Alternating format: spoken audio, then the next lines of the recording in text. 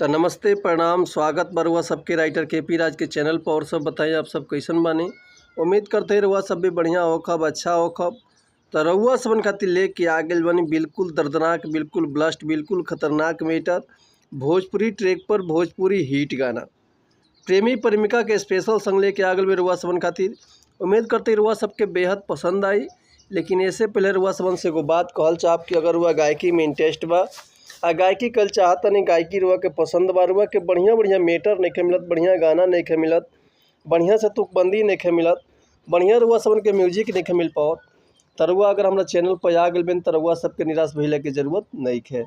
काहे से कि रुआ सबन खातिर हम हर एक प्रकार के सॉन्ग लिखिले, हिंदी होके चाहे भोजपुरी होके, चाहे रुआ कोनो भी ट्रैक पर भोजपुरी गाना चाहे हिंदी गाना लिखवा सकिले। लव सॉन्ग, ऑर्केस्ट्रा सॉन्ग, बेवफाई सॉन्ग, पूर्वी, निर्गुण, भजन, लोकगीत, लयदारी, रंगदारी, जातिवाद सॉन्ग, सैड सॉन्ग, चाहे वो अपने मन पसंद के कोनो भी प्रकार के गाना लिखवा सकिले, चाहे बढ़िया से बढ़िया म्यूजिक बनवा सकिले, वो बिल्कुल उचित चार्ज पर।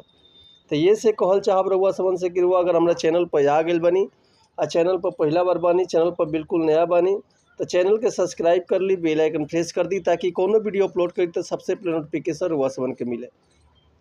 अगर वीडियो रउआ सबके अच्छा लागता, बढ़िया लागता, तो प्यारा से वो कमेंट कर दी। चली देर ना करते हुए आज के मीटर देखल जा कैसे बा, का एकर लय बा, का एकर धुन बा, ये रुआ सब इनके हम गा के बताओ थे। उम्मीद करती रुआ सबके बेहद पसंद आई। आज से बहुत दिन पहले वो गाना आई रहे खेसारी लाल यादव के कि देखनी ही नजर से अपना हम हरी जिंदगी करीब से, कि देखनी ही नजर से अपना हम जिंदगी करीब से, हज करा जवन बमिलल अपना नसीब से। तो यही ट्रैक पर वह खातिर लेके आ गल बनी बिल्कुल दर्दनाक मीटर। तो चलिए देखिए आज के गाना कैसे बा। जिंदगी जिए ला भाई हो सहबर जरूरी बा, हरी जिंदगी जिए ला भाई हो सहबर जरूरी बा,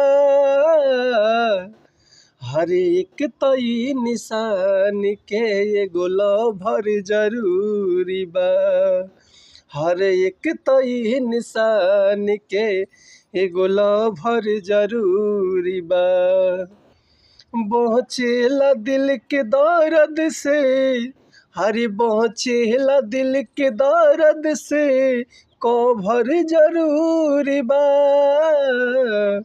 हर एक तई निशान के एगो लभर जरूरी बा, हर एक तई निशान के एगो लभर जरूरी बा। तो उम्मीद करतनी मेटर हुआ सबके बेहद पसंद आयल हुई। अगर ये गाना के रुआ फुल लिखवावल चाहतनी, चाहे एकर म्यूजिक बनवावल चाहतनी, तो रुआ बेहिचक कॉल या व्हाट्सअप कर सकिल हम लगे।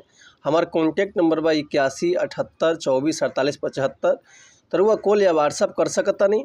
लेकिन ऐसे पहले रुआ सबन से एगो बात कहल चाहब कि अगर हमारा गाँव में कोनो मिस्टेक होता तो भी क्षमा चाहतनी। ऐसे कि हम गायक ना ही, हम तो ही राइटर रुआ सबन के खाली बता सकिले, समझा सकिले। ये रुआ ऊपर डिपेंड करता, जो उतना बढ़िया से गायकी करब उतना बढ़िया से गाना और मार्केट में ब्लास्ट करी। तो चलिए मिलता है नेक्स्ट वीडियो में कुछ नया गाना, कुछ नया धुन, कुछ नया कंपोजिशन लेके। तब तक ले रुआ सब सहमति चाहतनी। नमस्कार, प्रणाम, जय हिंद, जय भारत, जय भोजपुरी समाज, हर हर महादेव, जय शिव शंभू।